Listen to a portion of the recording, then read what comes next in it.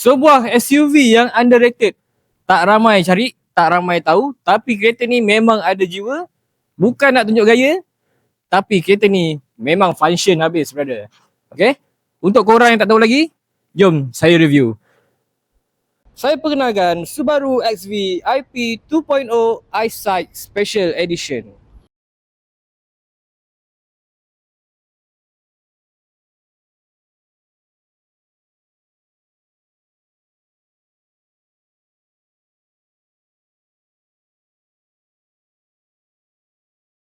Okay, sorry. Sebelum saya lupa, video kita kali ni ditaja oleh publicgo.my.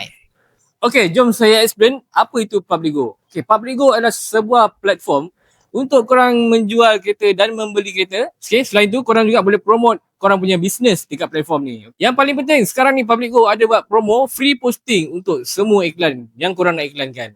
So untuk korang yang nak pre-order kereta yang rare-rare yang tak ada kat Malaysia pun boleh kat sini. So layari publicgo.my untuk keterangan lanjut. Okey, kita tengok ciri-ciri yang ada pada kereta ni. Kita bermula dengan bahagian enjin. 2000cc direct full injection, 4-cylinder boxer engine, Lineartronic CVT with 7-speed manual mode, pedal shift, dual function X mode with snow, dirt and deep snow and mud, automatic LED headlamps, adjustable side mirror, 8 inci touchscreen infotainment system, ada Apple CarPlay dan Android Auto, power adjustable seat, memory seat, reverse camera.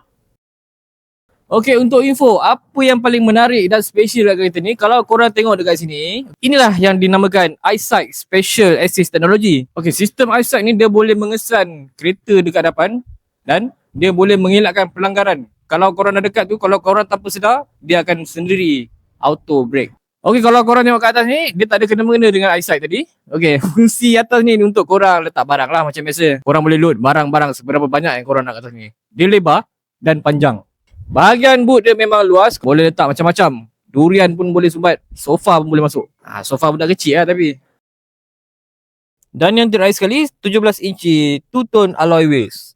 Kereta tahun 2022, harga yang kita offer korang bermula daripada 81,000 plus. So untuk korang yang nak dapat kereta SUV ni daripada Subaru, macam biasa boleh terus datang ke showroom kita. Boleh jumpa salesman, boleh cari saya Azmir.